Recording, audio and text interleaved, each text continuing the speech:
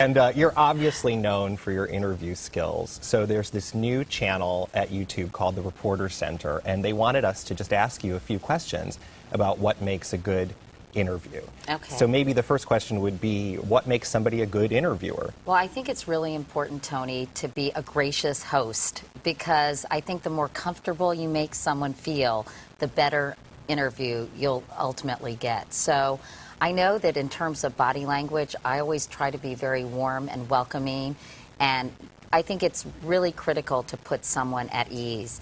I think also you have to calibrate your tone depending on what interview you're doing. If I'm talking to David Duke about, anti-Semitism or racism, obviously I'll have a very different tone. I'll be much more pugnacious than I would be when I'm talking to someone who may have suffered a personal tragedy. So I think it's really important to be very empathetic in some cases, and then to know when you're going to be loaded for bear and really try to elicit important information from someone who may be a bit oily and not direct in answering your questions.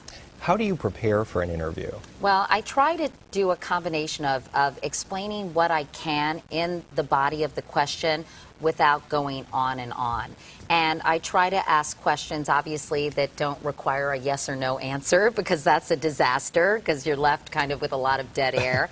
And depending on who I'm talking to, I fashion my questions that way. And I sometimes go through them and think, well, how is this person likely to answer this? And what would be an appropriate follow-up? And knowing what they've said in previous interviews or their positions on various issues, I think, well, how can I go at this another way? Sometimes it happens spontaneously, obviously, when someone doesn't answer your questions. But at other times, I think you can predict appropriate follow-up questions.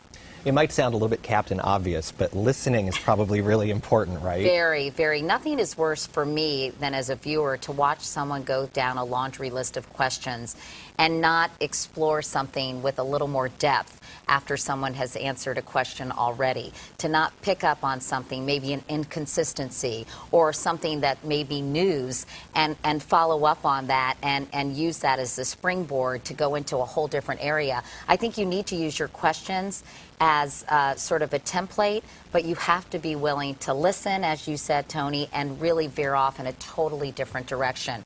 I can't stand it when people don't have the ability to do that. I'm like, it makes me crazy. Now, that being said, have you ever had an interview go pretty far south on you where you're sitting there like, what do I do now? Yeah, well, it is hard. Sometimes people freeze. Sometimes they're just cranky. I had an actor who I interviewed, who shall remain nameless, who just didn't want to be bothered. It really annoyed me because I was giving him a lot of time on national television and he clearly didn't want to be there. But one member of the Flying Wallendas, I know, why was I interviewing them? This woman answered every question with a monosyllabic answer, and it was very frustrating to kind of get her to elaborate. And then Bobcat Goldthwait, the comedian, I sort of missed the memo that he screamed, so I kept asking him, why are you yelling at me? And I didn't realize, stupidly, that was part of his shtick. Did you know who he was? Really embarrassing. I kind of knew a little bit about who he was. Now I certainly know all about him.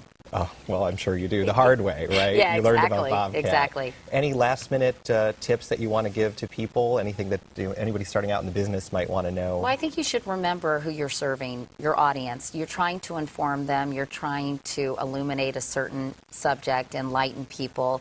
And I think you need to keep that in mind. This isn't a self-aggrandizing exercise about how much you know. It's not an opportunity for a gotcha moment. I think it's really to shed some light on how someone thinks and their position, and to allow them to communicate. And I think if you allow your interview subject to communicate whatever message he or she might have at that moment, then you've done an effective job. Thank you so much, Katie. It's time for me to get back to the other side of the camera where I belong. I like you here, Tony. Oh, well, hey, it feels pretty comfortable being in this light. Why anyway, don't we switch places? Yeah, exactly. I don't think that's going to happen anytime soon. But be sure to check out Katie's YouTube channel. It's youtube.com/Katie Couric. Thanks for watching.